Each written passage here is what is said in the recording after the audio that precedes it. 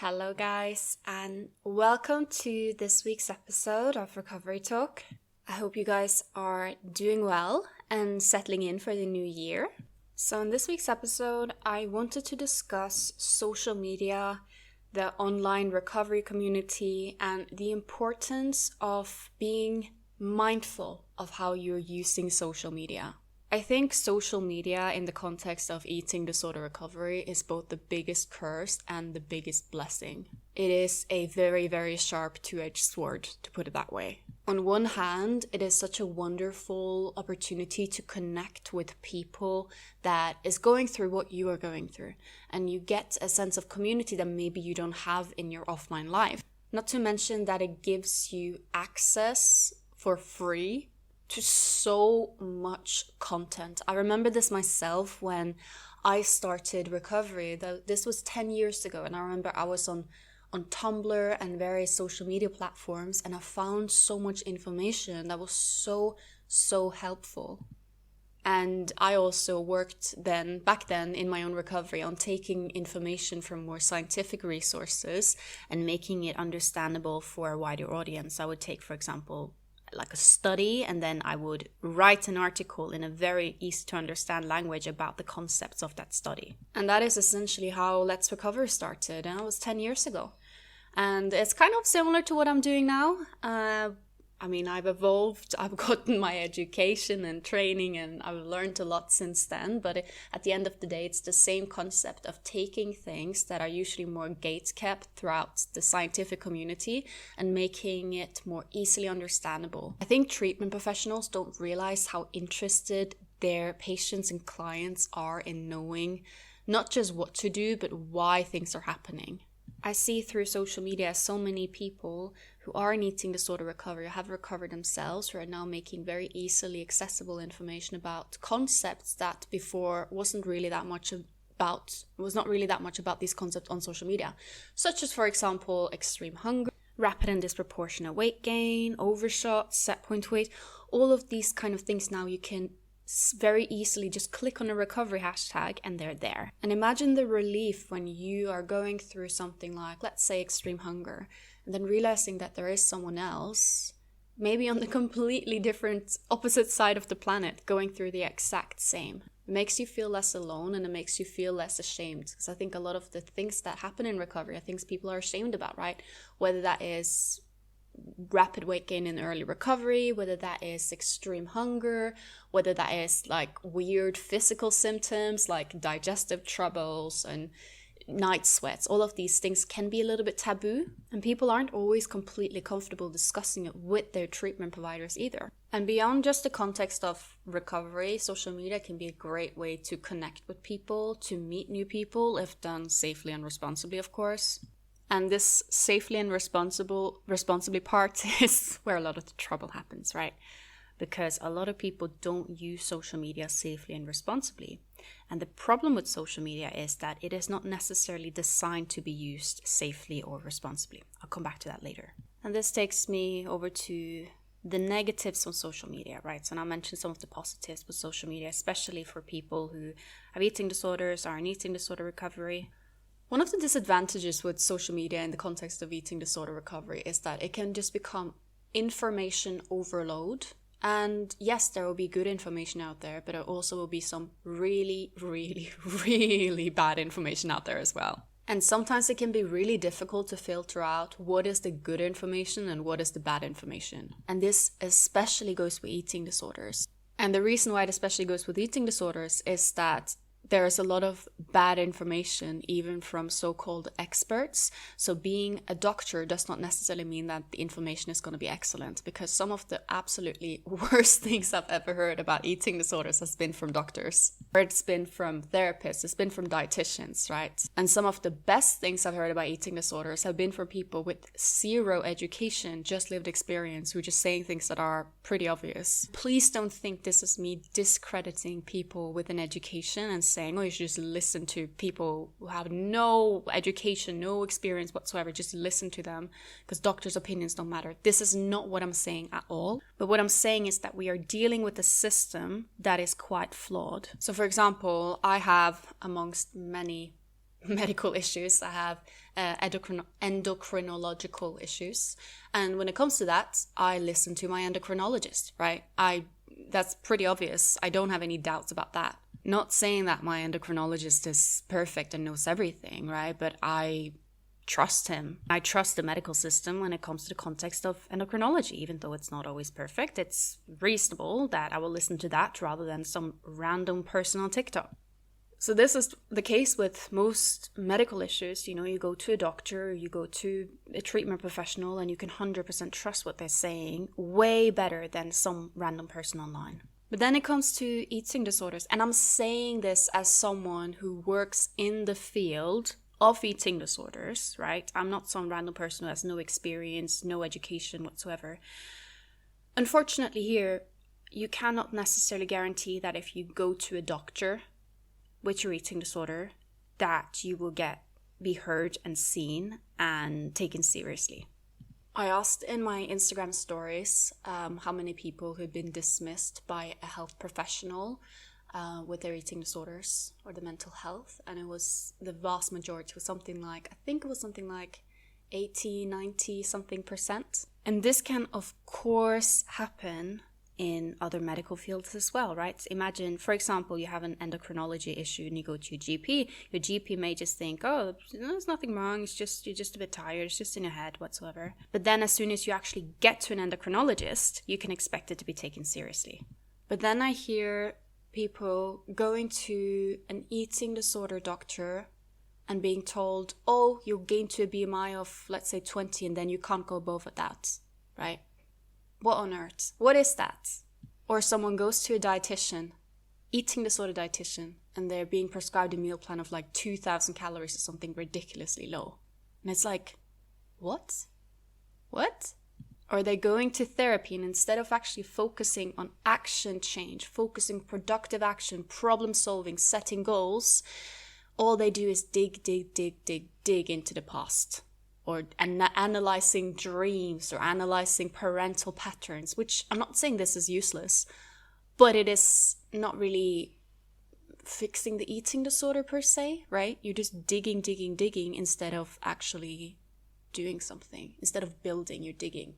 So yeah, I think this is why the online eating disorder recovery community has become so popular. People sometimes feel quite dismissed by their treatment providers. They don't feel understood, they don't feel heard, they don't feel seen, or the treatment providers maybe aren't collaborative, don't believe in their recovery, are dismissing them, are settling for quasi. And I know I've said this like many times, but I'll just say it again. Please don't think I'm talking about every single provider, because there are so many amazing providers out there. I work collaboratively with a lot of amazing doctors, dietitians, therapists, etc. I know they exist, right? And equally, I don't think that the therapists or doctors or dietitians who have some, let's say, misguided approaches towards eating disorders are evil or mean to do any harm. It is literally just that their training hasn't necessarily equipped them for certain situations and scenarios. A lot of them haven't got much training, and also a lot of the training sometimes can be quite outdated.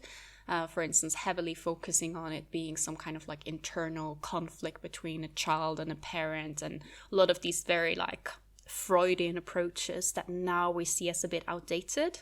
Yes, my beef with Freud being brought up once again, guys. But anyways, I have discussed more in depth about the gaps in eating disorder treatment and what to do when your treatment team isn't quite on your side, and why some treatment team are not necessarily acting in your interest, but sometimes they may even feel like they're acting in the eating disorder's interest, right? And why they're not necessarily bad people, they've just been misinformed by a system that is not quite up to date. So check out previous episodes on that if you're interested. There's an episode I did that's called When Your Treatment Team Holds You Back, that goes very much in depth about this. So yeah, you have a bit of a recipe for disaster here. You have a treatment team that is quite infiltrated by fat phobia, diet culture, some outdated concepts, and then also a society that does not get eating disorders at all. No wonder there then grows this huge community online about eating disorder recovery. But as I said, the problem is that it can become information overload. You do not know which resources to trust. Someone could be, quite qualified and say really silly things, and someone can be completely unqualified and say things that may be the most helpful thing you ever heard in your recovery. Unfortunately, in recovery spaces, I think there is a lot of projection, right? Where people take their experience and make that the experience for everyone else. And please don't get me wrong. This does not mean that lived experience don't matter. This does not mean that eating disorder experiences don't have a slight tendency to, be similar. I see this a lot where I will, for example, I'll have like 2 clients in a row and I'll be like, wait, didn't I just talk about this with another client? Because eating disorders are not very creative, right? But good example is someone else may be like, oh, I exercised in my recovery and I was fine. I loved exercising in my recovery. And you see this and you use this as a reason as to why, oh, that means that I need to exercise in my recovery because this other person did recovery and were lifting weights and got all buff in their recovery, when you know that that is not going to work for you. Or someone else may be going vegan in recovery. And you know deep inside it's not really for you. You know you're not in a stage where that is a good decision to make right now. But someone else did it, so then you should do it. I saw such a good example of this the other day where it was an influencer, like a recovery / body positivity-ish influencer, that suddenly had posted that they were going on a cut. So essentially going on a diet to get rid of body fat. And as you can imagine, there was a lot of pushback from recovery followers who were very, very triggered by this. Like, hey, you know what? I followed you for this recovery inspiration and now you're going on a cut. Like, you've been preaching all about accepting your body and, all of these things. And now suddenly you're actively going in to change it with restriction. And then the influencer essentially doubled down and was very much like, well, just because you've had an eating disorder don't mean that you can never do this again, personal choice, And yeah, this person is completely right. You can do whatever you want about your body, right? But just because this person is going on a diet during or after recovery doesn't mean that you can. We can speculate endlessly about whether or not this person is doing well or not, but that's not really in our place, right? Because they're entitled to make decisions about their own body, including decisions that may not be great for them. We don't know. My theory is that people with eating disorders essentially have a sensitivity towards an energetic deficit, whether that is induced by dieting, intentional restriction, or whether it's induced by completely unintentional restriction or energy deficit, such as, for example, loss of appetite due to illness or grief or whatsoever. That's the theory I work with because that's the theory that makes the most sense for me, right? So I would never advise someone with the past of an eating disorder to intentionally go on a diet. I even tell people with eating disorders to be very, very careful if even they get the flu, just to make sure not to end up in an energetic deficit. But guess what? People with past of eating disorders are allowed to do things that I wouldn't necessarily say, hey, that's a great idea. The problem, of course, is when some influencers feel pushed into a corner, they will double down, and that can be insanely triggering. For example, imagine a popular celebrity that suddenly lost weight and got a lot of backlash for looking quite thin.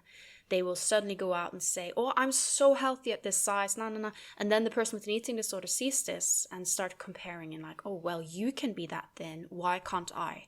If you can lose weight, I can. And it's the doubling down part that can get more triggering. For example, imagine a recovery influencer that is heavily exercising in their recovery, and then they get some kind of pushback for this. They might double down and say, yeah, but exercise is really good for you, actually. And then you start giving arguments as to why you should exercise as a way to kind of defend themselves. But this, of course, gets read by the recovery audience in an insanely triggering way. And this is why it's so important, everyone, when you are navigating social media and especially recovery spaces, right?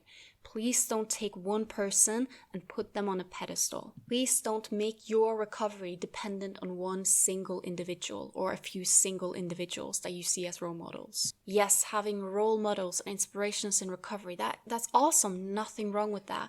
But don't put them so high, because if you put them so high up on a pedestal, the fall is going to be quite big as well. And when they do something that you may disagree with or may not align with your recovery, it's not going to be just them doing it. It's going to feel like your entire recovery is threatened because you built your recovery with them as part of the pieces, and now part of the pieces are being pulled out from under you.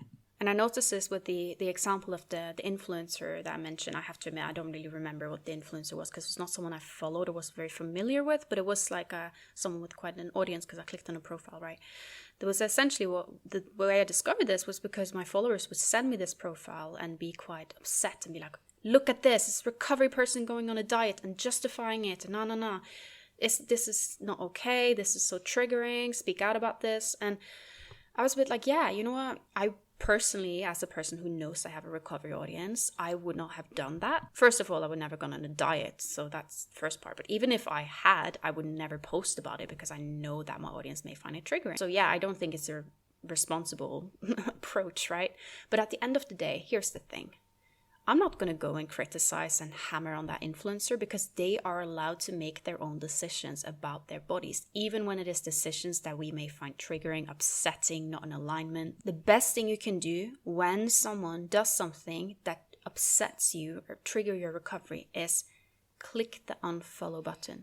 Or if it's someone that you feel awkward unfollowing, maybe it's a mutual, click the mute button. Don't put someone on such a high pedestal. This goes for me as well. I have a lot of times people telling me that I'm like their recovery inspiration and role model. And of course, that means a lot to me. But equally, don't put me so high that if I were to suddenly act up, your recovery would be broken, right? I think this also illustrates the importance of having a good treatment team, right? Because very often when I start working with clients, they will be very overwhelmed because they've been on social media and they heard a million trillion different approaches and information and blah, blah, blah. And should I do this? Should I do that? And then I kind of sit them down, or not literally, we work online, so not literally. I mean, we are sit down, but you get what I mean. Sit them down and say, hey, you know what? I'm here with you. We are working together on creating your action plan, your journey, your route. We are creating that path together, and we are making agreements on this is your path, this is where you're going, right? So then all the noise on social media, all of the should not, na. Yeah, it's there, but we make that plan together, right? You come across information that is useful, changes your perspective. You see maybe someone on TikTok said this thing could be cool. Yeah, let me know and we can maybe work on implementing that, right? Not to say that people can't implement things without asking me. Obviously, people can do that, right? Your treatment team isn't like some sort of, authoritarian group that you need to ask permission before doing anything. But what I'm saying is it can be very helpful to have a treatment team so that you can sit down with, make a plan, do what works for you when you feel like there's a lot of noise on social media and you get overwhelmed and confused. So you remember to stay in your lane. I think any kind of takes on social media and the online recovery community that are either, oh my God, it's the best thing ever, nothing at fault, screw the entire medical system and every treatment professionals, they are useless, it's all about what the people on social media are saying. I think that's scary. And I also think the people who are on the opposite end, where they're essentially saying the entire social media, like TikTok, Instagram recovery community is complete BS, dangerous, toxic, stay far, far away, only listen to your doctor. I think they are also misguided, right? Because there are a lot of good people and good content out there, but unfortunately there's also a lot of content that should not be there. And I also think there are a lot of people who are still very early in their own recovery, or they're very freshly out of recovery, who are creating content and think they know everything, right? That was definitely me when I was fresh out of my recovery. I thought I knew everything, right? And now I know a lot more now than I did 10 years ago, but now I feel like I'm more humble in terms of what I don't know. There is something I don't know, I'll just say it. I'll just be like, you know what?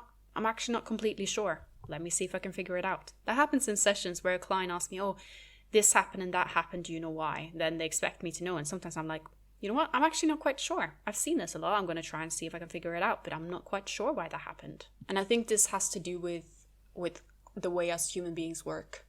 If we are very confident in something, we will tend to be quite calm. So this is the thing, there's this expression that goes, insecurity is loud and confidence is calm. Okay, that's not how the expression goes, but it goes something along those lines. And be mindful of that when you're navigating social media. The problem with social media is that it is not designed for calm, nuanced takes on things. It is literally designed to keep your attention hooked for short periods of time. I spoke more about this in the episode that I did with Tanya. It's called MyFitnessPal, Social Media and Ethical Design. I think that was the title. It's an episode I did quite a while ago, I think over a year ago, so scroll down quite a bit in my episode overview to find it, but there I discuss a bit more about how social media is not designed to be ethical, if that makes sense.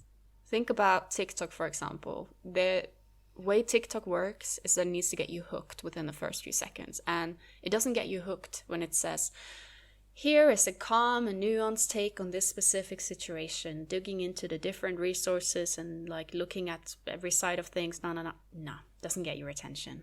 What get your attention is shocking imagery or big statements or promises or do this and you'll be recovered in 24 hours. This is me before, this is me after. The truth about XYZ. And this is why I think TikTok especially can be harmful for people with eating disorders, because essentially it needs to grip your attention so quickly. Very often what grips people's attention is like something that is shocking and something that is difficult to look at. So for example, someone's, very underweight body. And even if it's being used in a pro-recovery manner, when it's like, this is my recovery journey, this is how I looked like X months ago, and this is how I look like now, it still is something that a lot of people with eating disorders can find triggering because they see that body and then they start comparing themselves. Oh, I was never that thin. Does that mean my eating disorder is not valid? Not to mention the person posting it may have comments like, oh, you look better, you look healthy, which can be triggering. They may have pro-ana people sitting there using it as thinspo, right? So it can be triggering for everyone involved. So if you have a platform where the most shocking content gets the most views, doesn't really go well, does it? I remember I don't use TikTok, right? But I went on TikTok just to look at what on earth is going on in the recovery community on TikTok. Because I've already looked a bit on Instagram, which I'm in the recovery community on Instagram, even though I'm not that active in terms of, I don't really follow that many people in the recovery community. I post now and then. I don't post that often. I hope to get into posting more. Yeah, so I went on TikTok to kind of compare it with Instagram, and I was absolutely shocked. It was just so graphic. It was the word invasive comes to mind. As a lot of feeding tubes, a lot of people dancing around in psych wards, usually wearing tight clothing where you could see how underweight they were. It was not necessarily just recovery, it was more like a day in my life as someone severely ill with an eating disorder. And I'm sure there is some amazing recovery content, but I think the recovery content gets buried underneath this. And I'm also very concerned about the people, very often young people on TikTok, who are creating a audience as being the person with an eating disorder. And then as they are recovering and maybe losing part of that identity, they may find that they're losing followers, people feeling like people lose interest in them because they built up an identity in being sick. And they know that posting the most graphic imagery gets the most clicks, gets the most likes, gets the most views. Being like, hey, I had a nice day today, nice calm day, took it easy, nothing too shocking happening, just joy and peace, doesn't necessarily get you good engagement on social media. But it is what real life is about. Real life is not about those extreme up and downs. Real life is about that beautiful in between when you're at peace. And that's why I think social media is not necessarily always that compatible with well-being, unless it's used responsibly. So how do you use social media responsibly? So first of all, like I mentioned, use the follow and mute button very generously. You do not need to justify for yourself why you should mute or block someone. If you feel triggered, you're allowed to do that. And this also goes with me. If you for some reason find that my account is not, and you following me and you find that my account is just triggering you, you're allowed to mute or unfollow me. Like, it's completely fine. I'd rather you do that rather than like seething with rage every time you see my face. I know some people may think, oh yeah, but if I'm just muting or unfollowing this influencer who did this harmful thing, instead of telling them, won't they just keep doing it thinking it's okay because nobody tells them off? Well, how many times have you heard of an influencer who has changed the direction because of someone in the comment field disagreeing with what they were doing? They usually just double down, right? I was gonna go on a restrictive weight loss diet, but then this one person in my comment field got really angry at me, so now I won't do it. Nobody ever said that. That's just not how it works. The way this works is, I went on a diet, and then, whoopsie, eating disorder knocked on the door and said, hello, remember me? Hi, wanna hang out? I think people learn a lot from their mistakes. Again, not advocating for making mistakes in terms of like, oh yeah, you should relapse, you'll learn a lot from that. That's not what I'm saying at all. But more so that sometimes you cannot necessarily prevent people from making their own mistakes. Or sometimes what is a mistake for one person is not a mistake for another person, right? For example, your friend may love running and be training for like a half marathon, but you know that right now running is not really something that is in alignment with your recovery. You know very well that, if you were to do that, it would compromise your own recovery, regardless of what your friend is doing. Your friend may be able to do that and still have a full, rich, healthy life, but you know that that's not how it works for you. And friend in this context can also mean your favorite influencer. Sorry for the noise in the background. My dog was chugging water, or I may be able to edit it out. But if you hear some noise in the background, it's Crystal. She's a little bit fed up by me just sitting here recording an episode. She wants to go to the park now, so she's starting to get a bit restless. She's literally like side-eyeing me from the sofa right now. Yes, I'll let my dog on the sofa. It's her sofa, actually. It's her sofa. Anyways, guys. So when it comes to this thing of like wanting to, for example, inform your favorite influencer that what they're doing is harmful, which again, I'm not saying that this is always a bad thing. Of course, sometimes, backlash can make people think, right? But it's more like, are you in a position to take that role right now? Are you in a position for that to be your fight right now? Because you will have to fight, and chances are it could trigger you. And you need to put yourself first here. Another good example of something similar is you're scrolling TikTok and then you see an insanely triggering video, right? It's not necessarily something pro-recovery that is just a little bit misinformed, but like something proper triggering. And then you get so infuriated and you want to report it. So you're watching the video and you're trying to report it. Oh, where's the report button? Yeah, report it for that, right? Maybe even engaging with an angry comment. And you're feeling like you do something good, right? Here's the thing. What very often happens is that TikTok is a good example here. TikTok is now registering that you spent a lot of time with this content. You spend a lot of time engaging with this content. And we know that social media is not really in a rush to take down triggering content unless it's like extremely like pro-Anna or self-harm. Someone sharing their restrictive diet does not necessarily, unfortunately, go against community guidelines, nor does someone just existing in a very thin body. So essentially, you think that you were fighting the good fight, right? You're commenting, reporting, doing the right thing. But what you did is that you gave this person more engagement, and you told the algorithm that you want more of this content.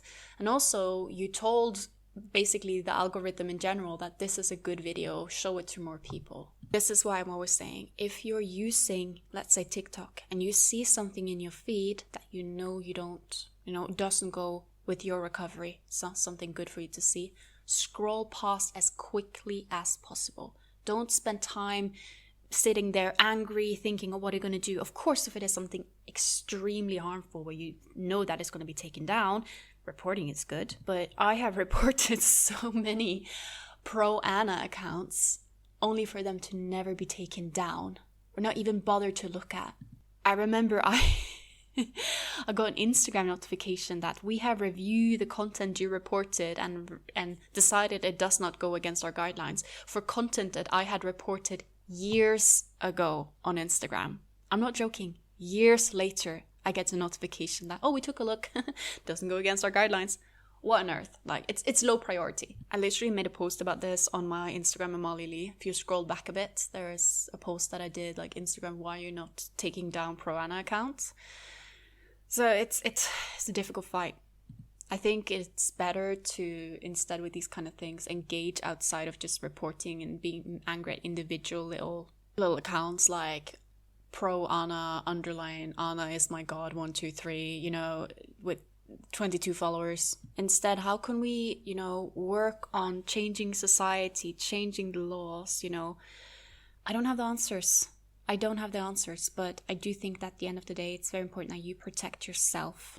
You know what they say in the plane? You have to put on your own safety mask before you can help others. The thing with social media is that there's always going to be something that justifies your eating disorder or certain disordered behaviors. You often don't even need to look that much because of the diet culture we live in. And an eating disorder is essentially it's like having a confirmation bias machine in your head. So you're constantly looking for evidence to confirm the eating disorder. For example, the eating disorder is telling you, oh, let's skip breakfast, right? And you're just like, that's not really recovery promoting, is it? But then you will very quickly, if you pop over social media and go in some slightly diety communities, you'll find, oh, it's intermittent fasting. It's actually really good for you to skip breakfast, right? So then suddenly you have evidence. And this is why social media can be dangerous if you use it not responsibly, because you will always find evidence to confirm your eating disorder. Even though you've heard multiple times from far more trusted sources that, yeah, you do need to eat your breakfast in eating disorder recovery and beyond. Still, just that one video from someone talking about their intermittent fasting diet can make you be like, oh yeah, that's the piece of information I'm choosing to listen to instead, because that is what goes with your eating disorder. Again, confirmation bias and very selective interpretation. You know what they say? We see the world not as it is, but as we are. So if you have an eating disorder, even if you are in recovery, you will have a tendency to observe the world through that lens and look for evidence why the eating disorder should stay over you. And this is in part why social media can be so triggering despite the abundance of recovery information, because you'll tend to get hung up in what goes with your eating disorder and against your recovery instead. At the end of the day, you know what works for you, right? Chances are more diet culture in eating disorder recovery is not what's helping you. I've just not really seen that being an effective solution, right? You can't really diet your way out of an eating disorder, right? And if you could, wouldn't you be recovered by now? It does not really matter what some person on social media did. Like maybe they went from, I went from my hospital bed with anorexia and now I'm a fitness influencer. It doesn't really matter if someone recovered through raw veganism. You know probably that this is not going to work for you. As someone who works with eating disorders, it probably doesn't really work for them because these people tend to still quite be suffering. And I know this, and I'm not saying this in a judgmental way, but I'm just saying that I work with a lot of people who are involved in, for example, the fitness industry. Please don't think social media is real life. Please don't think that just because someone looks happy and thriving on social media that they are. You never know what's going on behind the scenes. So back to what I said with using social media responsibly. I want to give you a little bit more tips and tricks that I use with some clients about social media usage and how to make it more, affirming for your recovery and also just for your life, right? So first of all is, yes, following recovery accounts, not necessarily a bad idea. Maybe you have some accounts that really, really help you or you just really enjoy following. That's cool. Go for it. Or maybe you found some community with other recoverers and you find that these are people where it doesn't get competitive or triggering, because this is another trap, right? If you have these recovery bodies, sometimes it can be a bit of a, subconsciously competing for being the sickest. There's so many different traps that people can fall into there, but that's a whole different episode. But anyways, yeah, find your community, find accounts that are helpful for you. But equally, if you find that following other recovery accounts is just triggering and doesn't help you, it's okay not to follow as well. You don't have to. This is a trap people fall into where they have this idea that recovery accounts or like body positivity accounts, self-love accounts, they must be helpful for me, therefore I shall follow them, when actually you notice that it doesn't necessarily help. I often find that certain accounts talking about like loving your body that always point out quote-unquote insecurities and kind of blow them up a bit just makes me more aware of my own body in a way. I'm someone very, very confident in my own skin. I have very little body image issues. I sometimes feel a bit baffled when people talk about, hating your body is just part of being a human. It's like, what? No. It's like, or when people are like, everyone has bad body image days but they don't want to leave the house because they hate their body so much. And I was like, what on earth are you guys talking about? Are you all okay? Like, what? Yeah, I have days where I feel better about my body than other days. And obviously I also understand that in the society we live in, I have thin privilege. But I sometimes just feel so baffled when I see even like accounts that are supposed to act as authorities within self-love spaces talking about how often they hate their body. I'm like, are you okay? seriously, whoa, are you okay? I don't think hating your body should just be so heavily normalized. I understand it's normal, but just because something is normal doesn't mean it should be normalized. There are many things that are normal without it should be normalized. Anyway, that is also an episode for a different time. And I do understand I'm talking from a position of bodily privilege right now. But I've seen this happening from people with bodies similar to mine. So people who have thin privilege, people who aren't necessarily experiencing bodily oppression, talking about how much they hate their bodies and how normal that is.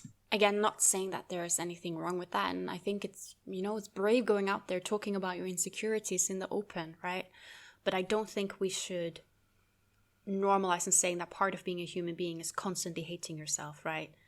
It's kind of like, no, we're not supposed to be miserable and hate ourselves all the time, that I don't think that should be normalized, nor is it something we should settle for. Anyways, I'm waffling a little bit now. What I was going to say is that some of these accounts that focus a lot on, for example, love your stretch marks, just makes me more aware of the fact that I have stretch marks, something I don't really think about other times than when I see these kind of accounts. And I understand if you are someone who has stretch marks and really, really have an insecurity about it, it may be helpful for you to see an influencer talking about their stretch marks. Maybe that can help you feel, better about your own. But for me, I often find that it just creates more focus on it. I may have told this story before, but I'll tell it again. And I was a little bit hesitant if I should tell it because I don't want to implant more insecurities onto people. But I think the overall benefit of the story hopefully outweigh that potential of it creating more insecurities. But yeah, I was following this influencer. I cannot remember who it was or when it was, but was talking about hip dips. And I didn't know what that was, right? And talking about how they're insecure about their hip dips and they're learning to embrace their hip dips and hip dips are beautiful. And I was like, what on earth is hip dips?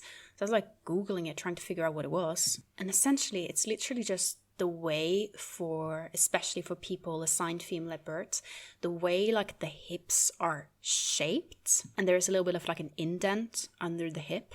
It's literally just how I think 95% of people assigned female at birth are shaped.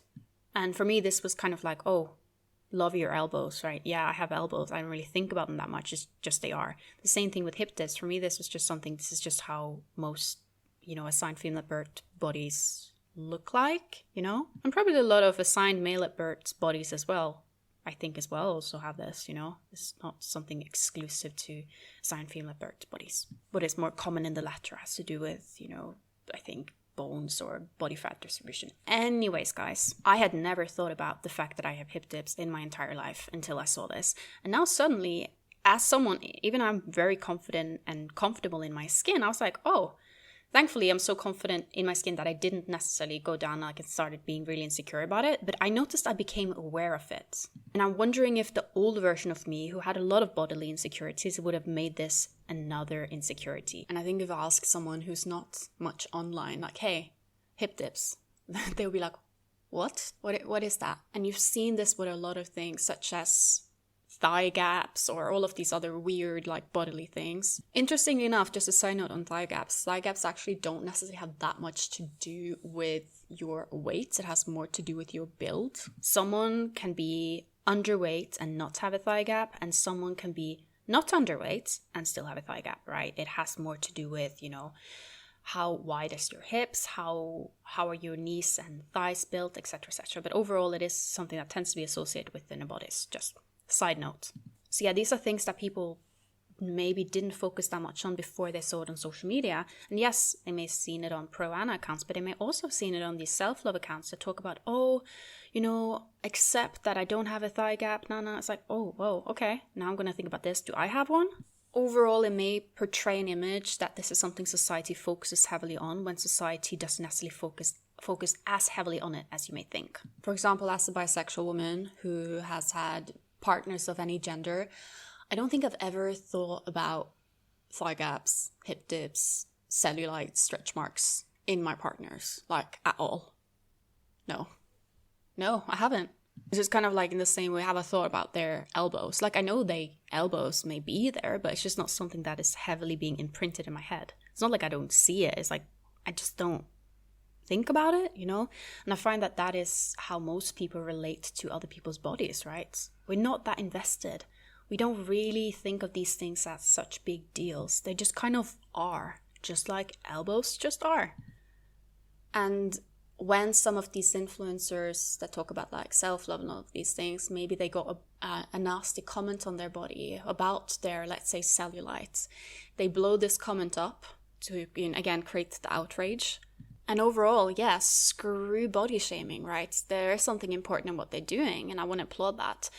But I think also maybe a vulnerable audience for them, especially if you have limited exposure to the rest of the outside world, may make you create an image that the outside world really care about these things, that everyone there is just ready to attack you for your cellulites, which can make going out in the real world very scary. And I often see this when working with people with eating disorders, that they have the view they have of the outside world, if they've been a little bit isolated from it especially, is that it is a lot less forgiving and a lot more, what can I say, mean and judgmental than it actually is. And then when you go out and touch grass, it's like, ooh, most people are actually quite nice, minding their own business. When people say social media is not real life, they mean it. Social media is not real life. And because the way social media works is that it latches onto the extremes, it latches onto outrage, and it doesn't like a nuance, you will see the extremes and think this is just how the world is. And I think for someone with an eating disorder, this can be terrifying. And I think it can prevent recovery, because with your eating disorder, you may feel like you're in this safe little bubble. Going out there in the real world, being judged and perceived by all these awful people might just seem so horrifying. So why even recover? If the world is so judgmental for some goddamn cellulites, why recover? The real world, there's a lot of nasty things happening. I'm not going to pretend that there isn't, but I also want to say that most people are normal, nice people trying their best, right? Yes, body shaming exists, fat phobia exists, diet culture exists. But the truth is, we also live in a society where people of all shapes and sizes have rich, meaningful lives and relationships. Not everyone is hurtful, harmful, out to get you. Most people are actually not. And I think a lot of times we confuse genuine misunderstanding and lack of awareness with, being hurtful and harmful and intentionally malicious. But I believe that those are different. Okay, guys, I know I've been jumping a lot in this episode, but I want to jump back, last but not least, to something I said about tips that I tend to work on with my clients in terms of social media. I want to kind of just elaborate that, because there's another thing that I find quite helpful, even for myself as someone who's not in recovery, someone who's been recovered for 10 years. That is, use social media in a way that serves you, right? So I mentioned, with follow accounts that help you, like for example, recovery accounts, if they help you, but if you feel like they don't help you, then it's completely okay to unfollow. So let me elaborate a bit when it comes to using social media in a way that serves you. The algorithm will give you more of what you focus on, right? End of the day. So if you focus on content that enrages you and triggers you, you will get more of it. Even if you're reporting, even if you're writing reasonable comments in response, trying to engage, and you'll get more of it. So instead, hack the algorithm in a way where the algorithm is actually serving you. And you may find that the best way to do this is by giving yourself more content on things that have nothing to do with recovery at all. The reason I'm saying this is that very often the algorithm will confuse recovery content with fitness content, diet culture content, also sometimes even pro-ana content. Why? Because very often it's the same kind of people who engage with recovery content but also engage with diet culture content, just because of the nature of eating disorders. So one tip that I often give to my clients is think about a few things that have nothing to do with eating disorders or recovery that you really care about and are interested in. For example, architecture, tattoos, dogs, or travel, another good example. And then what you do is you follow a few hashtags related to this, right? And whenever you see content related to this, you engage with the content, right? So you are, for example, a TikTok comes up about cute puppies. Watch the entire TikTok and then maybe save it. Maybe even send it to a friend. Again, engage with the content. Therefore, that way you are telling the algorithm that this is what you want more of. So again, like I told you, I'm someone who is completely recovered, but I really like social media to have nothing to do with recovery, because for me, as a recovery coach, it is more like work to me, you know? It's not necessarily what I spend my free time focusing on. Don't get me wrong, I love learning about eating disorders, recovery, mental health, all of these things, and I really love what I'm doing. But equally, for social media, I kind of prefer just focusing on other things, right? So I've muted so many people on social media, not because I don't care what they're doing or don't want to see it. It's more just so that my social media is not work. So when I scroll my algorithm, right, it will be so much content related to dogs and cute animals because I love looking at that. It would also be a lot of travel things, so like travel tips, travel destinations. And that is because that is the type of content that I have engaged with. The algorithm is very quick to adjust and adapt here, right? I remember I was looking for inspiration for another tattoo, and I was looking at a few tattoo accounts, saving some images, and right off the bat, like my algorithm would suddenly just give me more and more tattoos, for tattoo ideas, tattoo artists, etc., etc. And I think that's pretty cool. And this is why maybe social media is not necessarily the enemy. Social media is just giving you more of what you're focusing on. And that's why you need to be mindful of what you gravitate toward focus on. Be mindful of the fact that you may gravitate towards focusing on shock value, outrage, debate. But equally, does this help you? Does you constantly having like a heightened nervous system, constantly being on the edge, is that productive for your life and well-being? Essentially, do what works for you, not just what you think should work for you. And you may even find that taking a complete break from social media is the most helpful part. Do that. But for those of us who that is not realistic for, me, it can instead be helpful to at least create a social media environment that is not absolutely draining and terrifying you. This does not mean that you should not stay informed on important current issues, but I just don't necessarily think staying constantly outraged on social media is actually helping anything or anyone. It may give you a feeling and illusion that you're helping, but it's not really, is it? If anything, I'd argue just creates more fire, creates more polarity, creates more extremism. Instead, maybe think, how can I contribute in my community, in my environment, to the people around me? How can I contribute here in a way that maybe serve the community and also, again, could serve you as well, give you some meaning and purpose, right? Connect with the people around you, not just on social media, but also offline if you can. Find meaning and purpose outside of the screen. And if you do find meaning and purpose on the screen, that's okay as well. I mean, I find so much meaning and community on the screen, but just be mindful of how that is affecting you. And just remind yourself of the very nature of social media as you are engaging. Wow, guys, this was a very long episode, but I think this was just a topic where there is a lot to say.